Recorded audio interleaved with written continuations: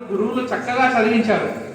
నేను ధర్మశాస్త్రం, అర్థశాస్త్రం, ఇంకా చాలా శాస్త్రాలు చదివాను. ముఖ్యమైన గొప్ప శాస్త్రాలు అన్నీ చదివి అన్ని విధులను సారములు రహస్యములు తెలుసుకున్నాను.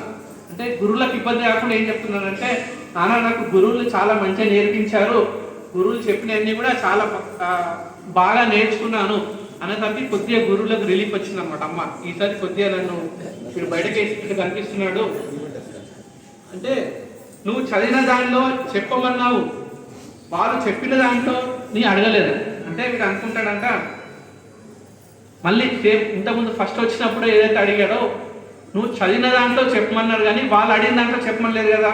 సరే గురువులను అయితే బయటకి వెళ్తున్నాను, ఏంటంటే గురువులు చెప్పింది అయితే నేను బాగా నేర్చుకుంటాను, అక్కడి వరకు అయితే ఓకే. అతను గురువులు చెప్పిన ఏదైనా అంటే గురువులు చెప్పిన విద్యలో ఏ ప్రశ్న ప్రకాశిస్తున్నప్పుడు రజగుణం సత్వగుణం ఓడిపోతుంది. సో ఈ పోటీ సర్వదా జరుగుతూనే ఉంటుంది అనమాట. ఆ మూడింటి మధ్యలో పోటీ అనేది నిరంతరంగా జరుగుతూ ఉంటుంది. అందుకే నిజంగా ప్రగతి సాధించే ఉద్దేశం కలిగిన వాడు ఈ 3 గుణాలు దాటాలి.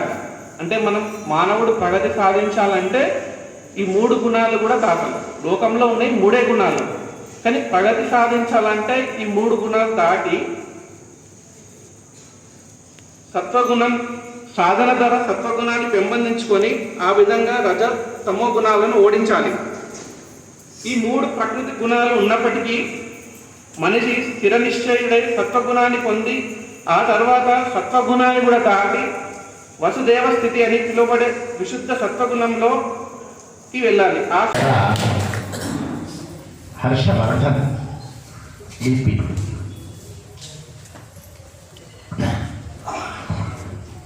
శ్రీ గురుభ్యో నమః. సభాని సరస్వతి నమస్కారం. శ్రీ శ్రీ శ్రీ మాధవానంద సరస్వతి స్వామి వారి పాదపద్మాలకు సాష్టాంగ నమస్కారాలు తొలగిస్తూ, ముందుగా చెప్పాలంటే ఈ భాగవతంలో ఒకరోజు జూలై ఎండింగ్లో అనుకుంటా, అంటే మనం జనరల్గా అంటాం భాగవతం ఒకరోజు విన్న చాలు, సప్తాహం విన్న చాలు, ఒకరోజు విన్న చాలు, లేకపోతే 10 నిమిషం విన్నా చాలు అని అంటాం కదా. ఆ విధంగా నేను ఒకరోజు భాగవత సప్తాహంలో చివరి రోజు సాయిబాబా సార్ వాళ్ళు నిర్వహించిన కార్యక్రమానికి వెళ్ళాను. అంటే నిజంగా గంటనే విన్నాం యాక్చువల్గా. ఆ సభలో స్వామివారు ఒక ప్రతిపాదన ఇచ్చారన్నమాట, మెదక్ బ్రాహ్మణులచే భాగవత సప్తాహం నిర్వహించబోతున్నాము అంటే చాలా బాగుంటుందిలే అనుకున్నాను. దాంట్లో నా పేరు వచ్చేసరికి నేను ఒకసారి స్టన్ అయ్యాను. అంటే నా పేరే దీనిలో రావడం, స్వామివారికి చూస్తే స్వామివారికి అర్థమైనట్టుంది, ఇది నా ఆజ్ఞ, ప్రతిపాదన కాదు, ఆజ్ఞ ఖచ్చితంగా చెప్పాల్సిందే అని అన్నారు. సర్లే అని బయటికి వచ్చాము. వచ్చిన తర్వాత అక్కడ ఆర్నర్స్ టీచర్ కనబడిన తర్వాత కంగ్రాచులేషన్స్ అని చెప్పాను. ఎందుకు మేడం అంటే, మిమ్మల్ని భాగవత సప్తాహంలో స్వామివారు అనుగ్రహించారు కదా అని చెప్పేసి అన్నాను. అంటే నేను చిన్నవాడిని కదమని చెప్పరాదు నాకు అని అంటే, నీకన్నా చిన్నవాడైనా గణేష్ చెప్పాడు, నువ్వెందుకు చెప్పరాదు, ఆల్రెడీ నీకన్నా చిన్నవాళ్ళు ఎంతమంది చెప్తున్నారు, ఖచ్చితంగా నువ్వు చెప్పగలుగుతావు అని చెప్పేసరికి కొద్దిగా ధైర్యం వచ్చింది. సర్లే ఇంకా టైం ఉంది కదా, స్వామివారు ఇంకా డిక్లేర్ చేయలేదు కదా, టైము చేసినప్పుడే చూద్దాంలే, మళ్ళొకసారి స్వామివారిని వెళ్ళేసి నాతో కాదని చెప్పేసి అందాంలే అనుకున్నాను. అంతలాగా ఒకసారి మీటింగ్ పెట్టారు రంగంపేటలో. అప్పుడు ఏంటంటే డైరెక్ట్ టాపిక్ చెప్పేశారు, మీరు చదివేసారా, మీ టాపిక్ ఇది, మీరు ఖచ్చితంగా ప్రిపేర్ అయ్యాలా, ఈ రోజు నుంచి ఏమైనా డౌట్స్ ఉంటే కూడా నన్ను వచ్చి మీరు ఫ్రీగా కలవచ్చు అనేసి అన్నారనమాట. సో అప్పటి నుంచి కొద్దిగా అంటే అసలు భాగవతం అంటే సప్తాహం మొత్తం పూర్తిగా ఒక్కసారి కూడా నేను వినలేదు నిజంగా ఇప్పటి వరకు. కానీ స్వామివారి అనుగ్రహంతో ఈ 7 రోజులు ఇక్కడే మా ప్రవాచకులందరినీ కూడా ఖచ్చితంగా ఉండి వినాలన్నారు. దాంట్లో భాగంగా నేను ఈ 7 రోజుల ప్రవచనం ఫస్ట్ టైం యాక్చువల్గా ప్రవచనం మొత్తం విన్నది ఇక్కడే. ఇంకోటి ఏంటంటే, నేను స్టేజ్ పైకి ఎక్కే రోజు ఆ రోజు చాలా చెమటలు వేసేసి అసలు నాకు గమనించలే అంత చెమటలు వచ్చినాయి కూడా. మళ్ళీ దిగే లోపల ఫ్యాన్ కనబడింది అక్కడ. అంటే నాతో స్టేజ్ మీద ఎక్కిన తర్వాత చెమటలు వచ్చాయి, ఫ్యాన్ పెట్టించారు స్వామి అనే విషయాన్ని కూడా నేను మర్చిపోయాను. యాక్చువల్గా నేను స్టేజ్ మీద కూర్చొని ప్రవచిస్తున్నప్పుడు స్వామివారే నాతో చెప్పించినారేమో. నిజంగా దిగేటప్పుడు మొత్తం చెమటలు వచ్చిన తర్వాత చూసుకుంటే ముందు ఫ్యాన్ కనబడేది. ఈ ఫ్యాన్ ఎక్కడప్పుడు లేదు కదా, ఇప్పుడు ఎక్కడ అంటే జనార్దన్ సార్ చెప్పారనమాట, అది చెమటలు బాగా వచ్చిందని చెప్పి స్వామి గారే పెట్టించారు. అంత లీనం అయిపోయాం యాక్చువల్గా ఆ సబ్జెక్టులో. అలాగే ఇంకో విషయం ఏంటంటే, మనం సమీక్ష పెట్టుకున్నప్పుడు సాయిబాబా సార్ అనేవారు అనమాట, కనీసం రోజుకి 50 మంది అన్న వినేవాళ్ళు ఉండాలి, 50 మందికి తక్కువ లేకుండా మనం చూసుకోవాలని చెప్పేసి అనేవాళ్ళు. అంటే 50 మంది కదా చెప్పొచ్చులే, మనకు పెద్ద మంది ఉండరు కదా, మన అనుమానాలు ఉంటాయని చెప్పుకోవచ్చు అనుకున్నాను. మొదటి రోజు ప్రారంభం కావాలి, హౌస్ఫుల్ అయిపోయింది. నేనేమనుకున్నా అంటే మొదటి రోజు కదా వస్తారు, మళ్ళీ మళ్ళీ తగ్గిపోతారేమో అనుకున్నాను. కానీ ఇక్కడ విచిత్రం ఏంటంటే రోజు రోజుకి పెరుగుతూ ఉన్నారు జనం. ఒకరోజు ఫస్ట్ రోజు వచ్చిన వాళ్ళతో పాటు మళ్ళీ నెక్స్ట్ రోజు జాయిన్ అవుతూ ఉన్నారు. నా రోజు వచ్చేసరికి అంటే దినదినం శ్రోతలైన వాళ్ళు చాలా పెరిగిపోతున్నారు, రోజు 100, 200, 300.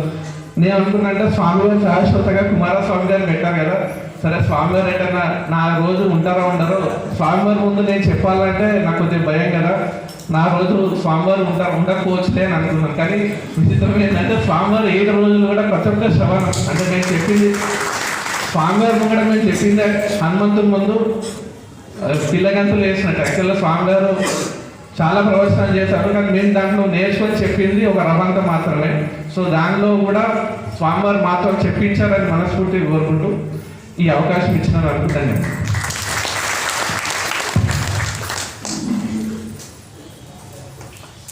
వాస్తవానికి బూర్గుపల్లి హర్షవర్ధన్ అంతేగా పోస్ట్ ఆఫీస్లో అందరికి అందించేవారు. అంటే పోస్ట్ మ్యానే కాక పోస్ట్ ఆఫీస్లో ఉన్న వాళ్ళందరూ కూడా ఇతరులకు కనపడకుండా సహాయం చేసేవారు. అది కూడా ఇక్కడ కూడా అంతే జరిగింది. వ్యాసుడు రాసిండు, శుకుడు ఆయన చెప్పిండు, ఈ మధ్యాహ్నం ఆయన తెచ్చుకుంటాడు. కాబట్టి అంటే ఏం లేదు, కొత్తగా ఆయనకేం కొత్తగా జరిగింది. కాకపోతే పేరు నచ్చుడు అక్కడ, అది చాలా గమ్మత్తుంది. హర్షము అక్కడ దాకా వచ్చింది. జిఆర్ పవన్